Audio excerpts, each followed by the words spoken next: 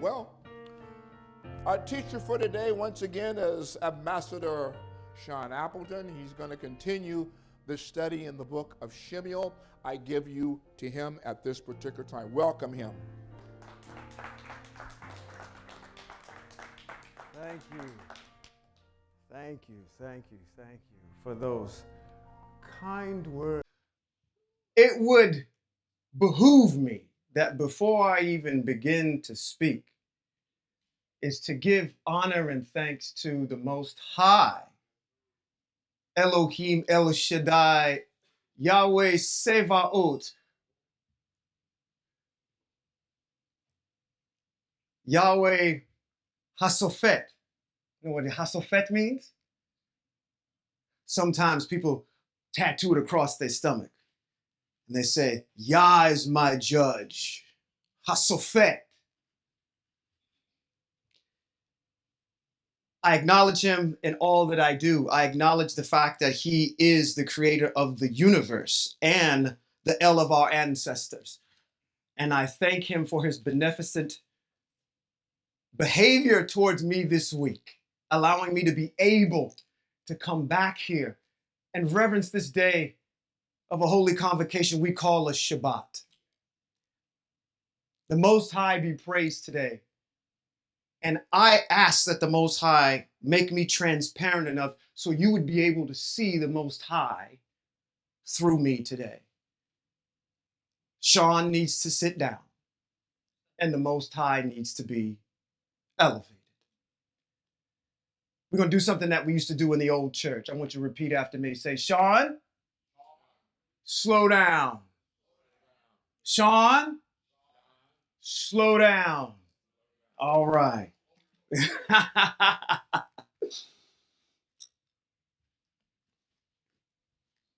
I'm going to give that a second.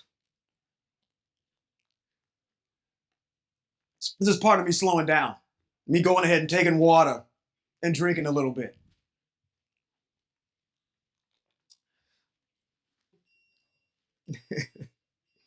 Again, to all of you that are viewing by way of the stream, praises be to the Most High, Yahweh.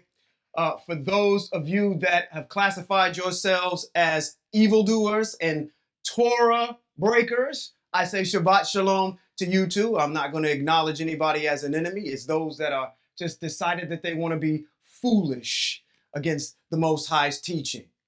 I say Shabbat Shalom to you, to our head ambassador, Robert B. Holman Jr., and Kevin R. Holman. Shalom. And to all of our Hebrews that are here in the house, I'm going to say, Yahweh's Exiled Empire, Shabbat Shalom. Shabbat Shalom. Oh my gosh. Woo, almost got blew back. You guys have got it down. You guys have got it down. I'm going to make a shameless plug real quick before I get into our teaching today. If you haven't got this calendar, I don't know who made it, but whoever did it, they are fire.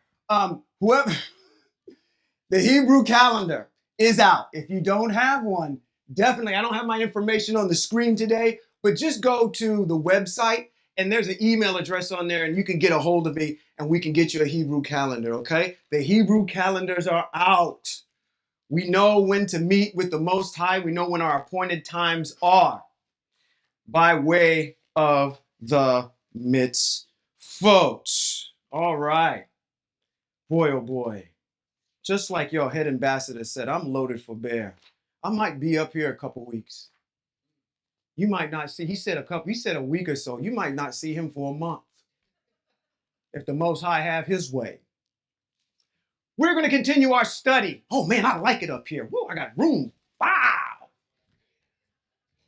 Shout out to Kevin Holman. Got room to do some things up here. All right. We're going to continue our study in 1 Shemuel, chapter 13 and 14. Let's start out by saying, can anyone remember what we talked about last time in 11 and 12? And there was a hush over Hebrew Israel. 11. Let's go back and get you up to speed and kind of lead up into 13 and 14. In 11, we were introduced to Nahash. Nahash in the Hebrew means serpent. He was the king of the Amorites. And they had set up camp in Yavesh Gilead.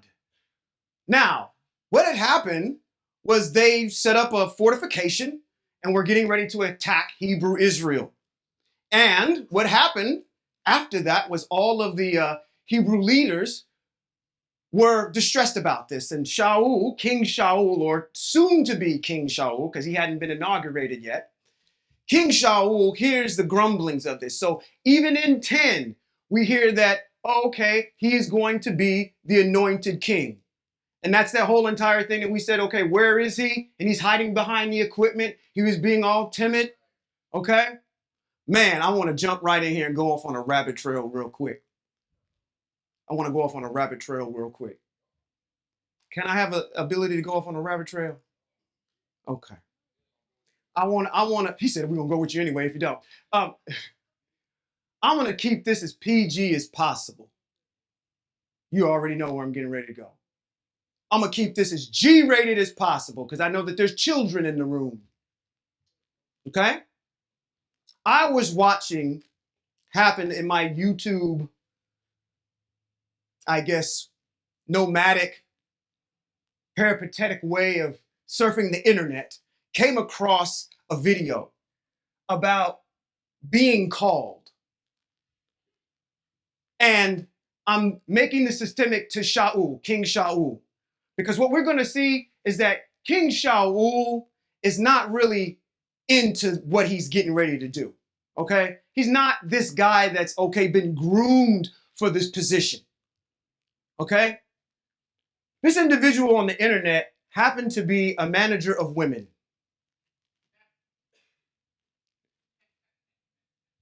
And this manager of women said, one of my clients came to me, or one of my understudies came to me and said, see, look at all the bounty I've brought you.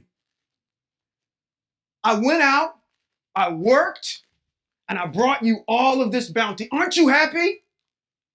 We got money. We're making money. Some of you older folks know what I'm talking about already, don't you? You don't? Oh, okay. I know you do in the back. Some of you may know. Okay. Bishop Don Juan is one of them. Okay, now that should bring your mind to where I'm going. He says, hey, aren't you happy with all of the bounty that I've given you? He said, why would I be happy about the bounty that you've brought in here? Why would that make me happy? He said, well, that's what it's about, right? It's about money. He said, no, you've absolutely got it all wrong. Has nothing to do with money. Has everything to do with gain. See, you can't get focused on the end product, which is, in this particular instance, is money. See, because if you know game and you up on game and you're doing game at its highest level, then money is a byproduct of your ability to do game at its highest level. Do you think Kobe Bryant or Michael Jordan focused on money? They focused on the game. Tiger Woods and all these individuals that are athletes, those individuals that are at the top of their game, focus on what they're doing, not on the end result. I focus on executing mitzvot because I'm not focused on blessings. Blessings are going to come because of this. While you're over here talking about, I want blessing, blessing, blessing, blessing, blessing, but you're not talking about gain, gain, gain, gain, gain, mitzvot, mitzvot, mitzvot, mitzvot. You understand? The higher your level of understanding where we are in midst, folks, those blessings come with it. You are focused on the wrong thing. The reason I'm tying this into King Shaul, because his heart wasn't in game. It wasn't in game at all. Okay? So, they cried out. I'm going to jump back in here in 11. Just to give you some background, again, on the kind of the makeup of this individual. And again, for most of us that came up in Christianity, we got a real negative view of King Shaul. Okay? A real negative view. I don't want to have anybody in here have a negative view of King Shaul, because I'm going to tell you what, don't throw stones if you got a big fat target on your back. Number one, anybody put in this room and viewing by way of this room and on this stage that have been put in the situation that King Shaul was put in would probably make the same mistakes. The difference between King Shaul, which I'm going to get into, and King David is the intent of the heart. See, David had his mind on game. Shaul didn't. He was muddling his way through. So back again in chapter 11, what we see is the leaders coming to Shaul as he hears this, and he says, what's this outcry? We've got these Amorites that have posted up. He rallies 300,000 men together, and they defeat the Amorites, kind of showing his pedigree that he can defend the borders of Hebrew Israel. At the end of 11, verse 15 is very pivotal, because it talks about after they were done, they went to Gilgal to inaugurate him. This is an extra credit question. Why is Gilgal significant? Can anybody remember anything about Gilgal?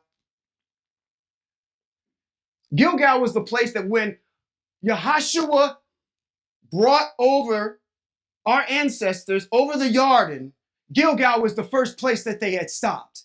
Built an altar there, circumcised before they had to do the Passover or the Pesach. So they go back to Gilgal and they inaugurate King Shaul there. I'm making a point by emphasizing verse 15 because I'm going to talk about some commentary that's out there that you may hear that's contrary to what I'm saying. After the battle, they go to Gilgal and they inaugurate King Shaul at that point. In chapter 12, what do we have? We have the rebuke of Hebrew Israel saying, I'm Shemuel, I'm addressing you. Have I done anything that has been irrespective or, what's the word of eloquence here? That has been diametrically opposed to anything that's in text or anything that's written about my position as a judge? Have I done anything to violate it? Have I bribed you? Have I shortchanged you in any type of way? Why is he doing that? Because he's trying to establish you have another authority over here that can sit there and give me, say, hey, listen, let this be a witness, the king and the Most High, that I haven't done any of these things. Okay? He's establishing himself in chapter 12, but at the same time, he's making a very pivotal point in front of everybody by telling them, hey, listen, the intent is not to have a king. Now, I'm probably going to get my hand slapped for saying this. I know we love King David, and I'm getting ready to lay him out. Next time I get up here, I'm going to introduce you to him. But let's be clear. Most High never intended for Hebrew Israel to have a king. Okay? Whether that be Shaul, whether that be King David, whether that being Josiah, Hezekiah, any of them was not designed for it. The intent of the mitzvot is to say, hey, listen, I don't want to do this, but if you insist on having one, then I'm going to pick it.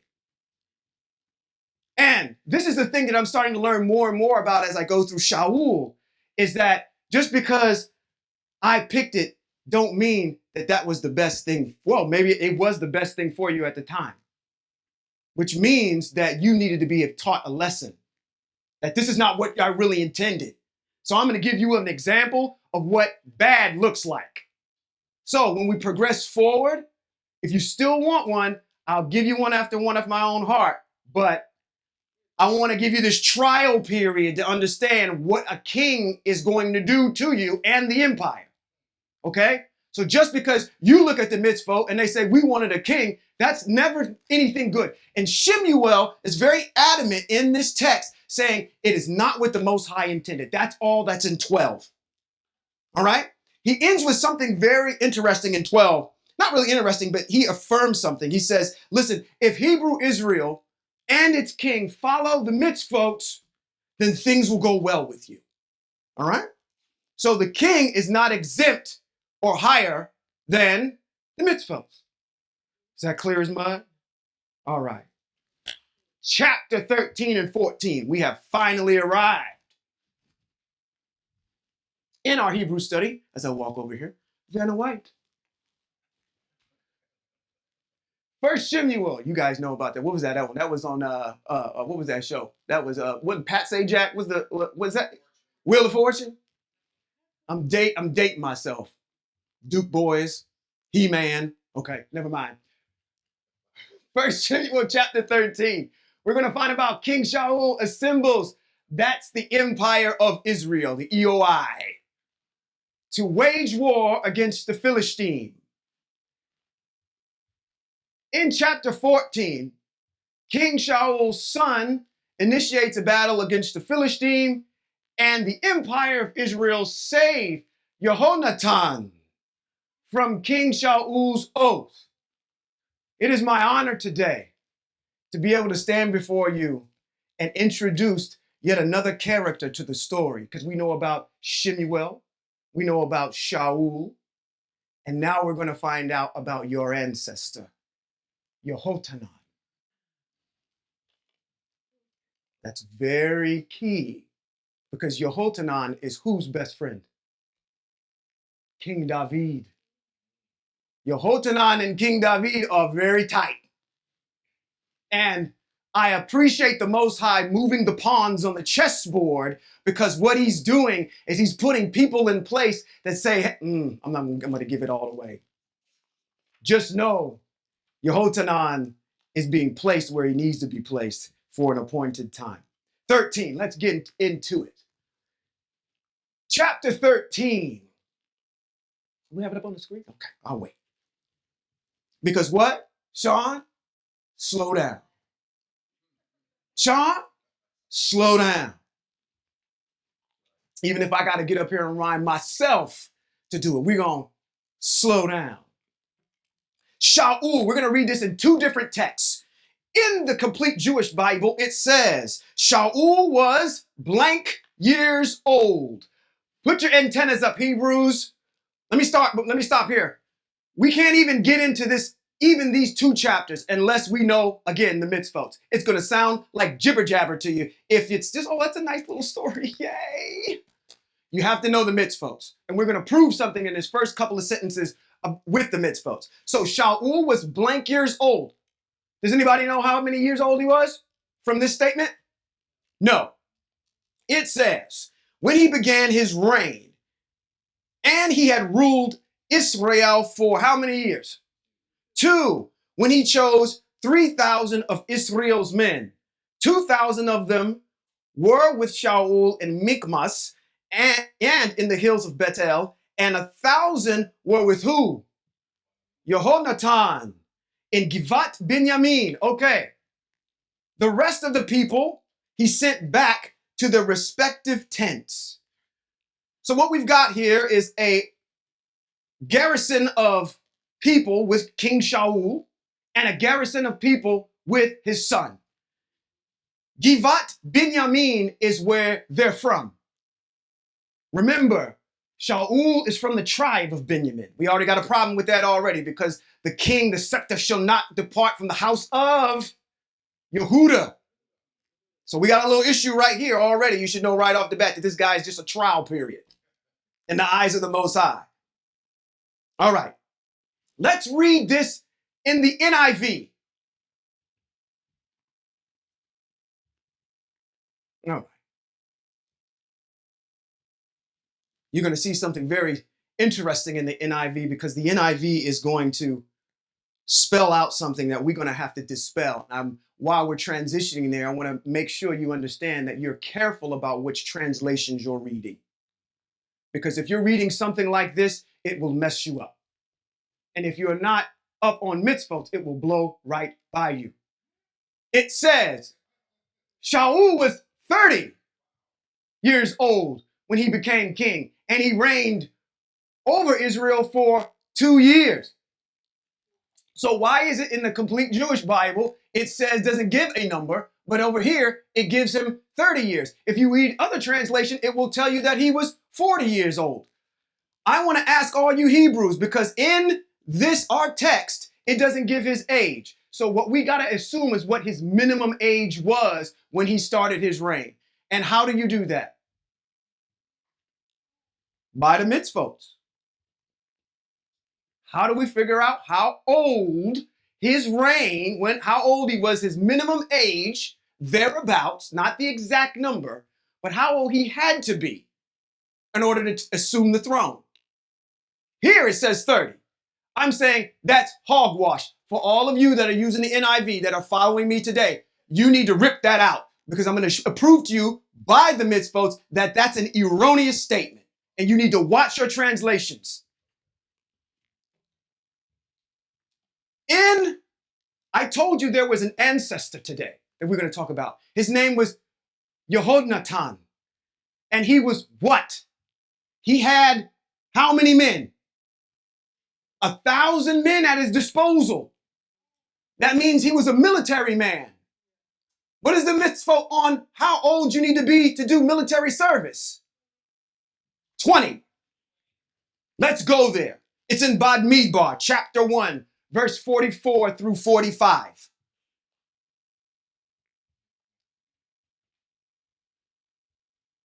It says, Moshe, Aharon, and the 12 leaders of Israel, each from a clan, counted the people of Israel by their clans, those 20 years old and over, eligible for what?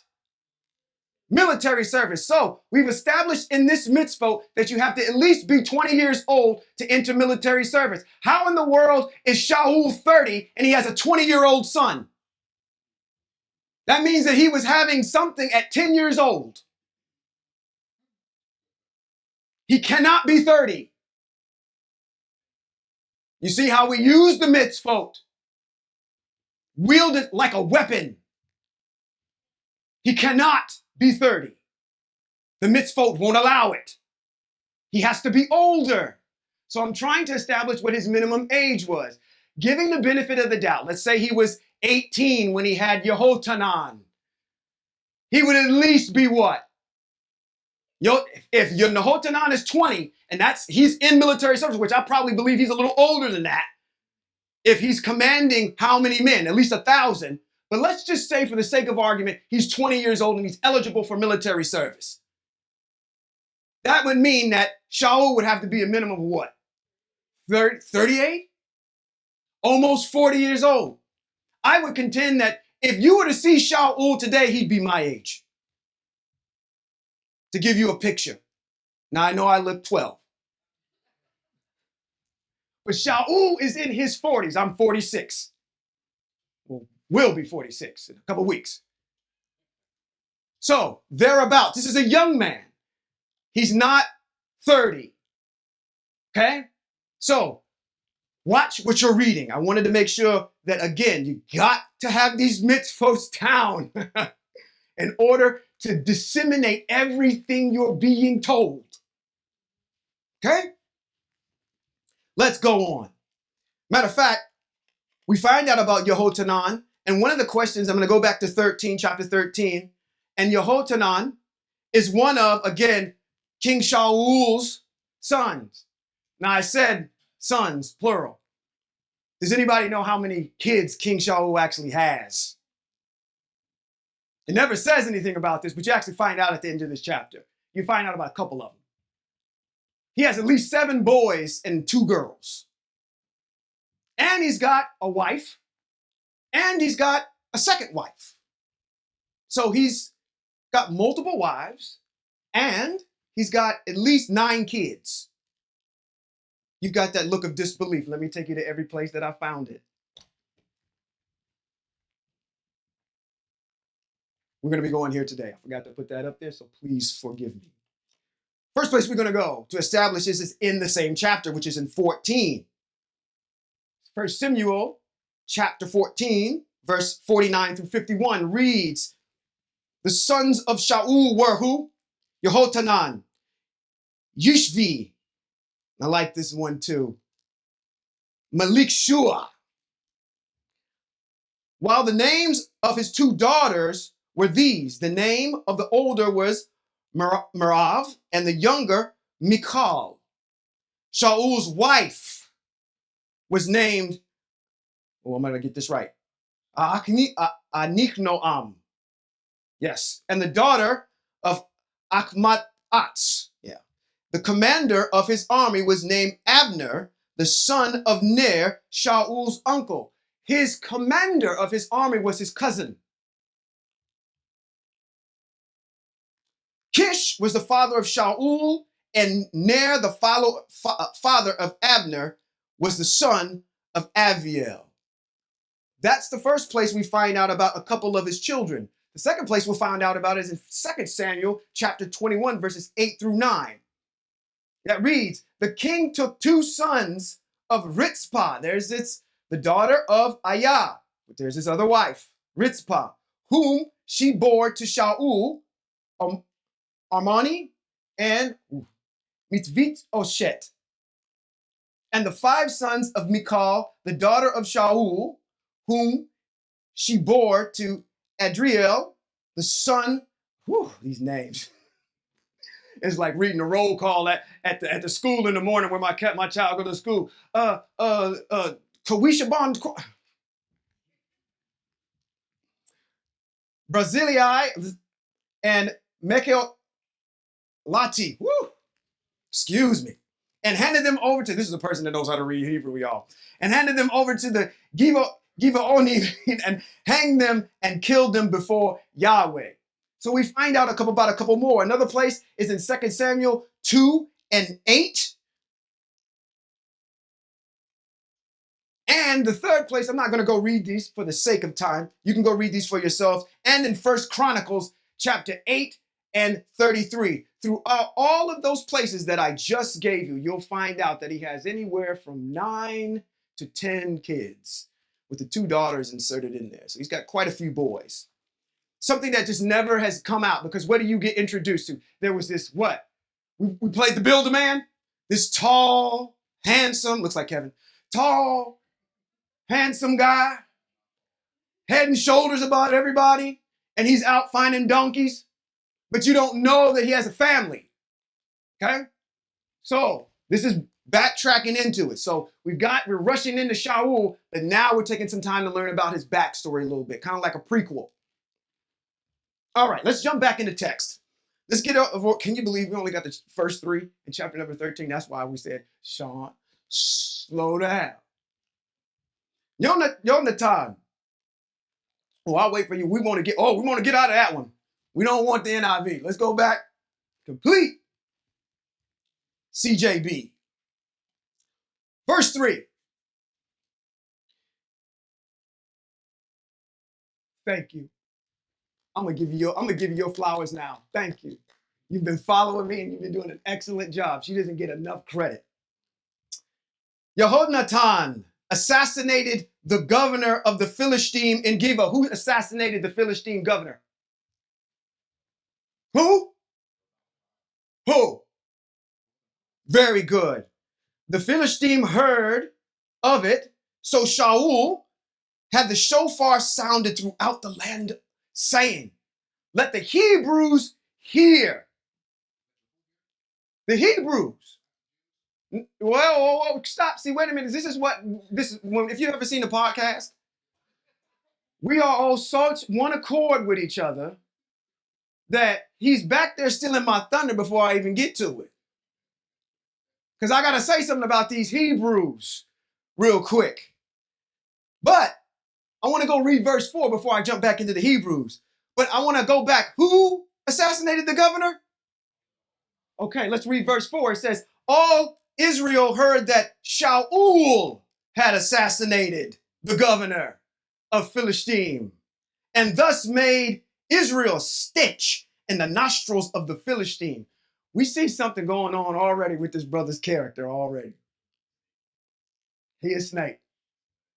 He's not really into sharing the limelight or power with anybody, even his own kids. Now, one could say, well, okay, Shaul did it because Yehohanan is his representative, so on and so forth. But that's not what the text says. It says Yehohanan did it. So Yehohanan, that's the first thing of a leader. I tell my folks at work, my colleagues, and I'm pretty sure that all of you have people that you work with. If you're a manager of people, I assume all the risk. When something goes bad, I assume it.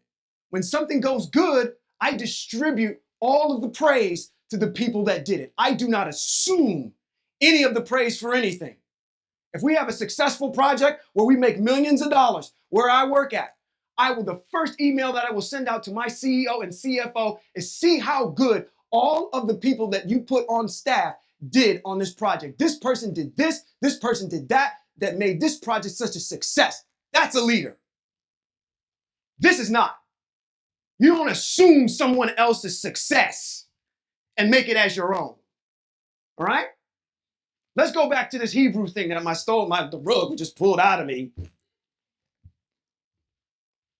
I want to talk about this word Hebrew for a second, okay? Because as part of my study, I have to read some of this in the vernacular that it was written in, which is the Hebrew text. And when you run across this text in Hebrew, do you realize that it doesn't actually say Hebrew at all? Hebrew is the English depiction of another word. Ibri. Stop it. Ibri. Who is that connected to? That's connected to a person named Eber. When you look in the Torah scroll and it's spelled Ayin Bet Resh.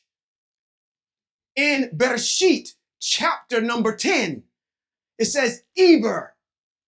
And every time you see the word Hebrew written in the Masoretic text, it is written Ibrir, which goes back to your ancestor.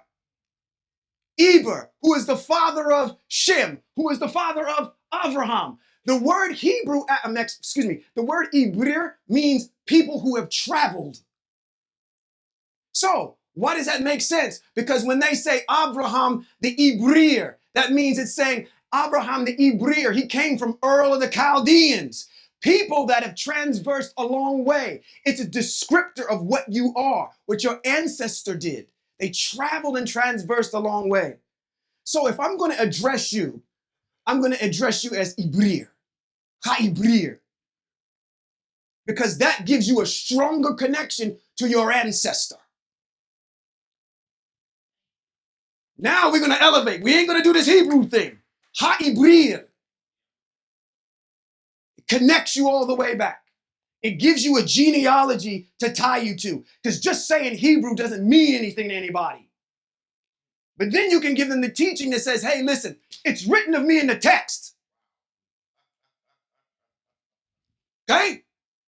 And as we all know, we came from a very mighty long way. They put us on them ships and, okay, anyway, brought you to a land that was, okay. People, that's your character. People who have traveled a long way. 4, all Israel heard that Shaul had assassinated the governor of his Philistine. We know that that's not true. And thus made Israel a stench in the nostrils of the Philistine. So the people rallied behind Shaul in Gilgal.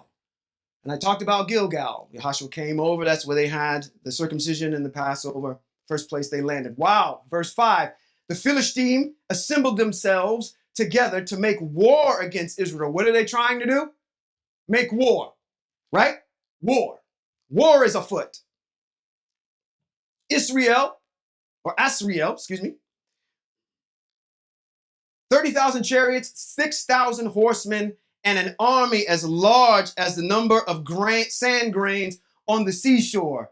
They came up and pitched camp in Michmas, east of Bet even. Put yourself in these people's position, okay? If I told you right now, all you Hebrews, let's mount up, let's go back and take our land.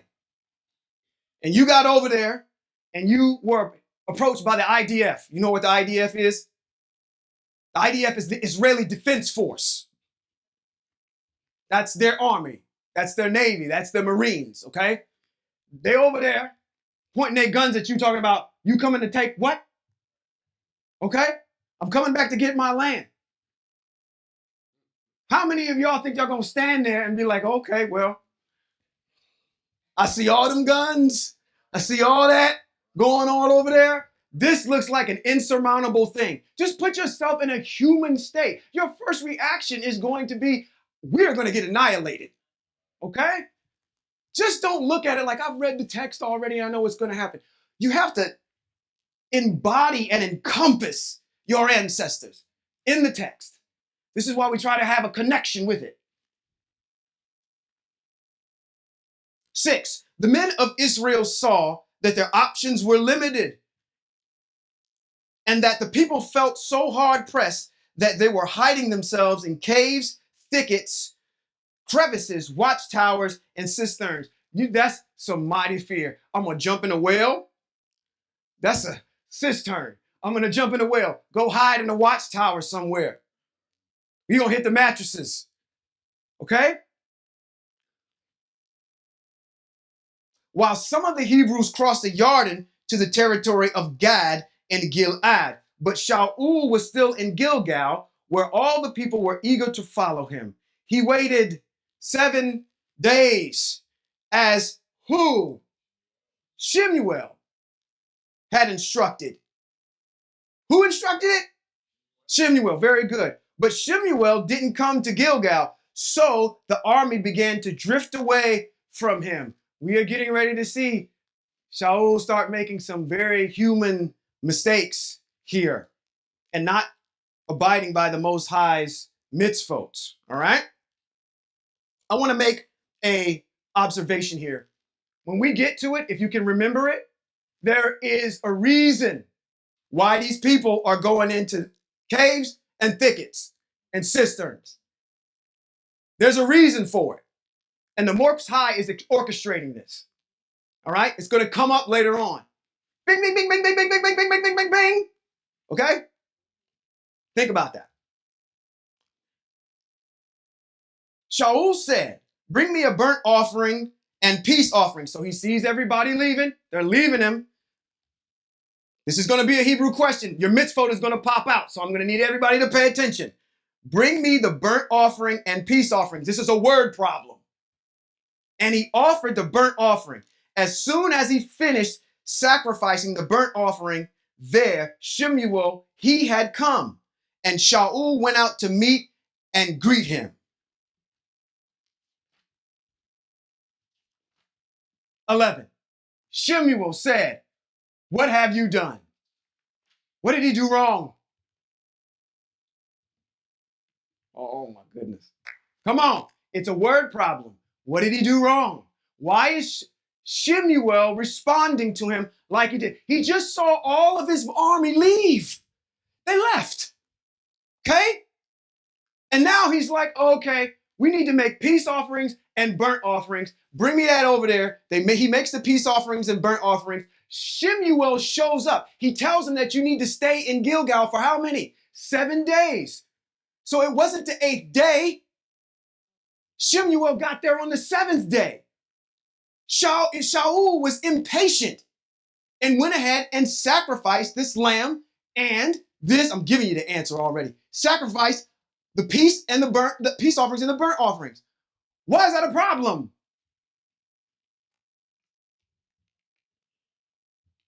Yeah, but why? Thank you.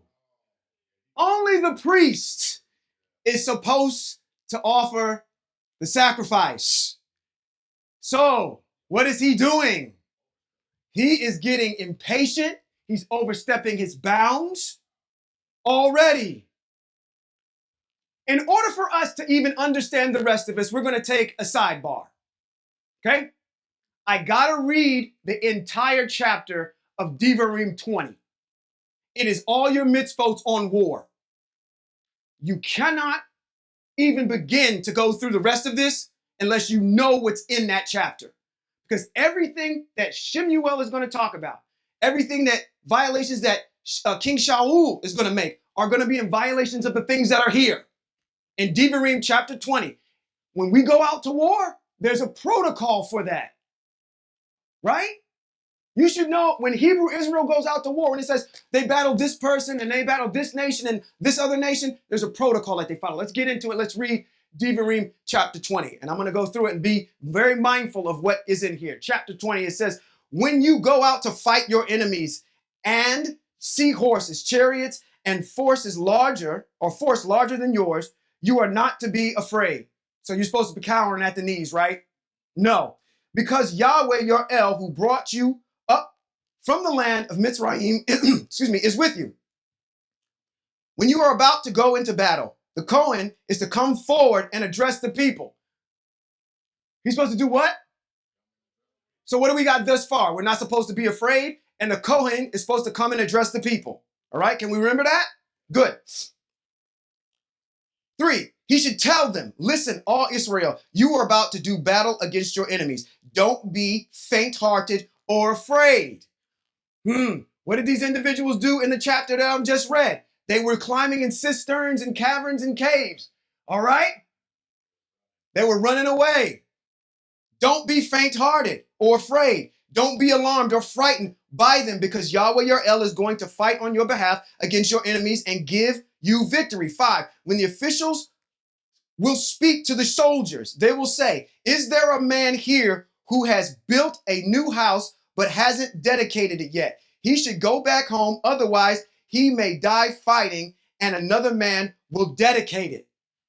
So, you got a new house and you came to the front line to fight. Go home. 6, is there a man here who has planted a vineyard but hasn't made use of its fruit? He should go back home, otherwise he may die fighting and another man will use it. That's a property issue, real estate. You got any of that? Go home. Is there a man who is engaged to a woman? This is the one that we always use. Is if he's engaged to a woman but hasn't married her, he should go back home. Otherwise, he may die fighting and another man will marry her. King David. We're going to fall into that one. Okay. Which, let me stop for a second. I don't know. I'm going to get there. The officials will then add to what they have said to the soldiers. Is there a man here who is afraid and faint-hearted? He should go back home. All you fraidy cats, all you knock-kneed folk, go back home. Otherwise, his fear will demoralize his comrades as well. When the officials have finished speaking with the soldiers, commanders are to be appointed to lead the army. 10, when you advance on a town to attack it, first offer it terms of peace. If it accepts the terms of peace and opens its gates to you, then all the people there are to be put to forced labor and work for you. And it goes on and talks about that. I'm going to skip ahead a little bit down to 16. It says, as for the townspeople, excuse me, no, let's go back up to 10. Then we'll stop at 15. Matter of fact, let's start off where we left off at 12. However, if they refuse to make peace with you, now if you go ahead and you say, hey, we're waging war, we want to make peace, there's diplomatic deliberations that happen, and this is talking about if they refuse. So if they refuse to make peace, but prefer to make war against you, you are to put it under siege. When Yahweh your El hands it over to you, you are to put every male to the sword. However, you are to take as booty for yourselves the women. That is so hilarious to me, but okay, how that's versed. The little, oh, okay, I'm gonna leave that one alone. The little ones, the livestock, and everything in the city, all its spoils. Yes, you will what? Feed. Wait a minute, what? Feed. What? feed. That's going to come up again. You will feed on your enemy's spoil, which Yahweh your El has given you. This is what you are to do to all of the towns which you are at a great distance from, here Ha'ivri, which are not the towns of these nations. Okay, so we've got our mitzvot on war. And it goes on a little bit there to say, you know, when the townspeople in these particular places, what you're supposed to be doing if they have abominable practices and wiping them all out, and what to do with the spoils that are in the land. Actually, that's what's on further down as you get to the end of the chapter. And let me jump back over into Shemuel. Okay. Slow down. Slow down. So, do we have somewhat of an understanding of what these mitzvot are when it comes to war? Okay? All right. 11. Shemuel said, what have you done? We just pontificated about the fact that this was a priest's job to do, to offer the peace and the burnt offerings, not the king. Shaul answered, I saw, listen to him just give these excuses. Here come the excuses. I saw that the army was drifting away from me, that you hadn't come when I wanted you to. You hadn't come during the time appointed that the Philistine had assembled at Michmas. I said, now the Philistine will fall on me at Gilgal, and I haven't asked the favor of Yahweh. So I forced myself and offered the burnt offering. So he's got three prominent excuses. One, they've assembled at this particular place at Michmas. I see them, they're like the grains of the sand. How are we going to beat all these folks? They got drones and guns and Nerf guns. How are we going to beat them? All right? And then the second issue is what? All my people started scattering. And the third issue is that you didn't show up early enough on the seventh day. So this is why I'm reacting the way I'm reacting. Kind of panicking, right? He's panicking. It goes on to say this in 13. It says, now your rabbi, your ambassador, your head statesman did a teaching on this word that's in this sentence. And it is very, very appropriately placed here. It says, Shemuel said to Shaul, to King Shaul, he says, you did a foolish thing. Why is foolish a good word there? What is a fool? Come on, I want to see how many of y'all was listening. What's a fool? He's against Torah. Yeah, no. No. You got the answer. You done sold too much thunder today already. What is a fool? A fool is a person who knows Torah and premeditatedly decides to do differently. All right? So is that appropriately placed there when he says that, hey, Shemuel said to Shaul, you did a foolish thing because you know what the mitzvot is on war. You know that I have to offer the burnt offering. You did a foolish thing. You didn't observe the mitzvah of Yahweh, which he gave you. If you had, Yahweh would have set up your kingship over Yisrael forever. But as it is, your kingship will not be established.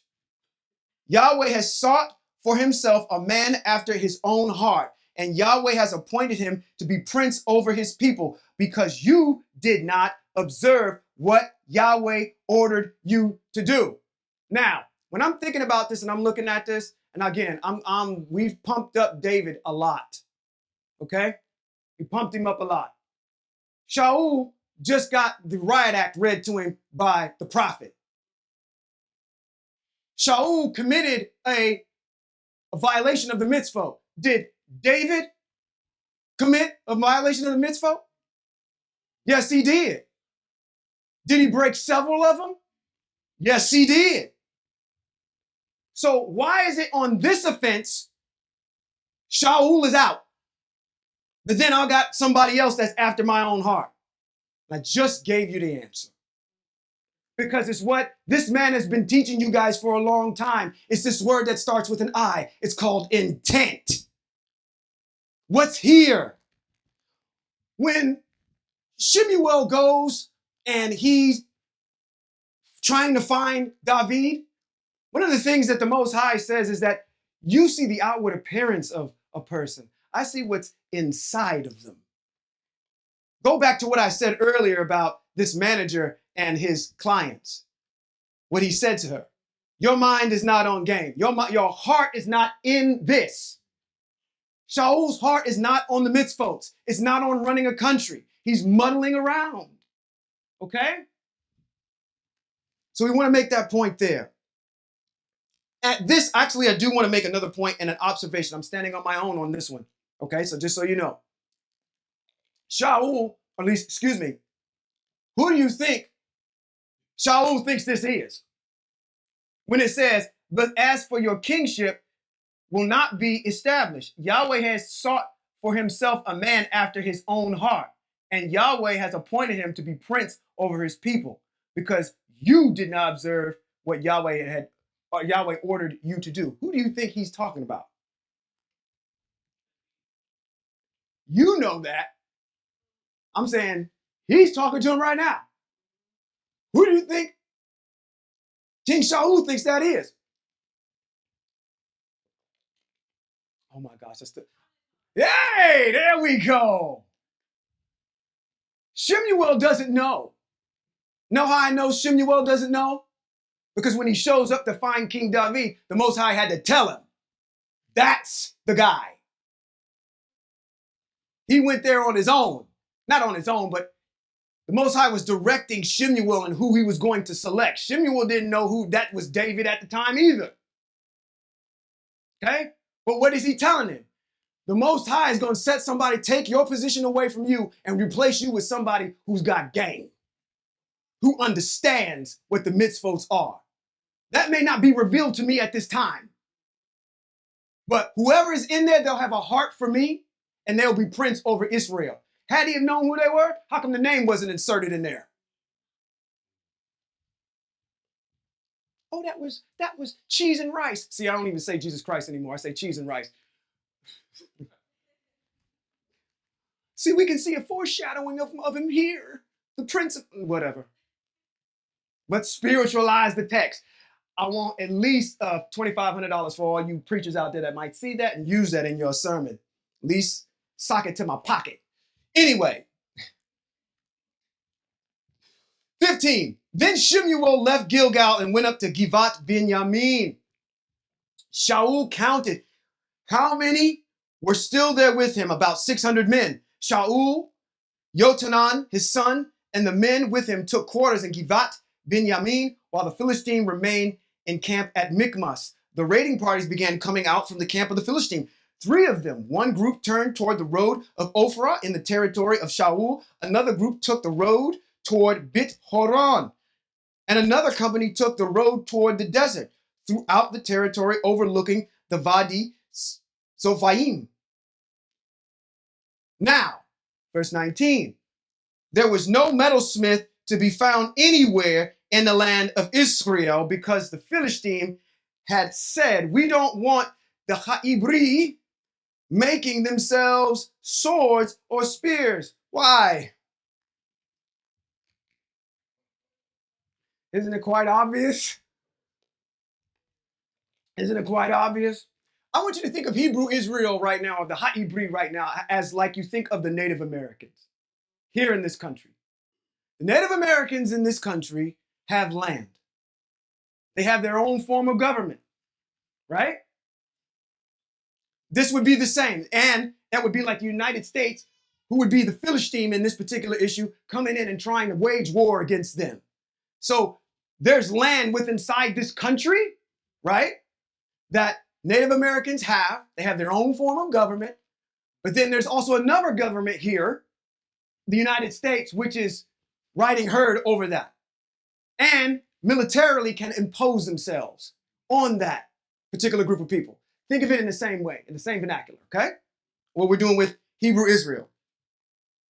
Now, it says there were no metalsmith there in Hebrew Israel. That means that if you needed to have something sharpened or you needed to have whatever, a knife or whatever, it could not be sharpened or any metal work cannot be done because we don't want to have you armed. This I'm going to say something right now as a foreshadowing as to why when you get over to the coming up, King David, he's so good at pop, because there's no metal in Hebrew Israel. They have to learn to fight different ways without any metal. There's nothing inserted in the text, y'all, that's just by happenstance. It's all to set something up later on or within the confines of the context of what we're talking about. So it makes sense now when he says he was good with that rock and that stone, and he could hit a bird moving in the air with and be within a hair of it. Because there is no metal. So, 20. So whenever any of the people of Israel wanted to sharpen his hoe, plowshare, axe, or pick, he had to go down to the Philistine, where the exorbitant prices, gas prices, were 2/3 of a shekel for filing a pick or plowshare. And that's like paying for $100 a gallon worth of gas. Some of y'all be like, I'll just walk. I'll ride a bike. I'll even think about where I'm supposed to be, but I ain't paying that kind of money. Thus, when the time came to fight, no one in the army of Shaul and Hayotanan was equipped with either sword or spear, although Shaul and Jehonatan, his son, did have them. A garrison of the Philistine had gone out to the pass of Michmash at that time. I'm going to wet your whistle a little bit with 14. This is the chapter that expounds about your ancestor Jehonatan. And then after this, we are going to see the complete dismantling in chapter 15 of King Shaul and the raising up of King David in chapter 16. 14 reads, one day, Jehonatan, the son of Shaul, said to his young men carrying his armor, come, let us go across the garrison of the Philistine on the other side.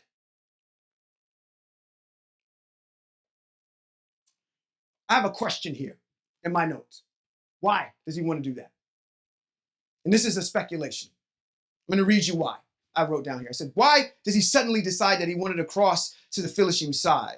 Possibly a rivalry with his father, because he knew his father was not the best leader for the empire of Israel.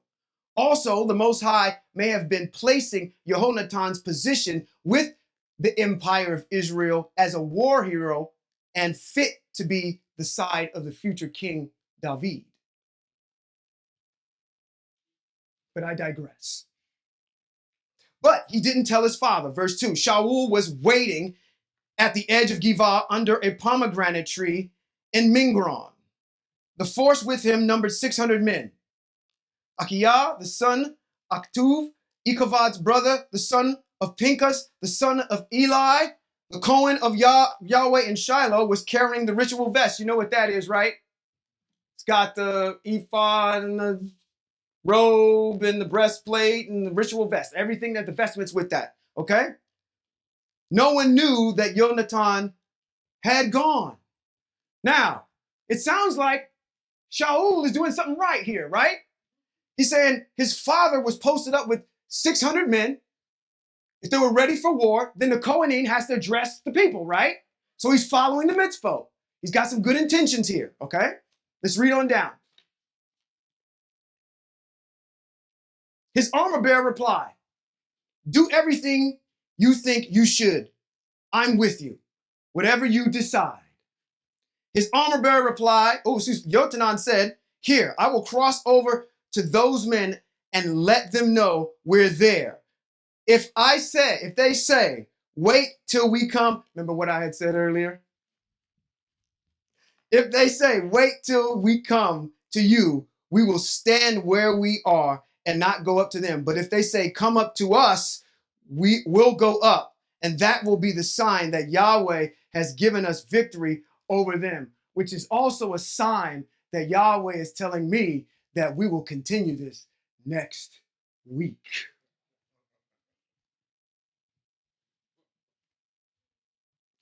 So, let me bless you so we can have discussions about 14 next week.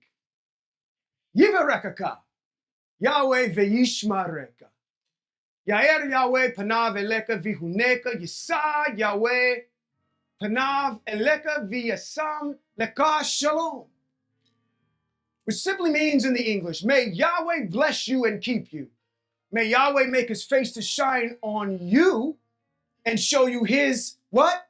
Favor. May Yahweh lift up his face towards all of you and give you shalom. I am Ambassador Sean Appleton. Shabbat shalom.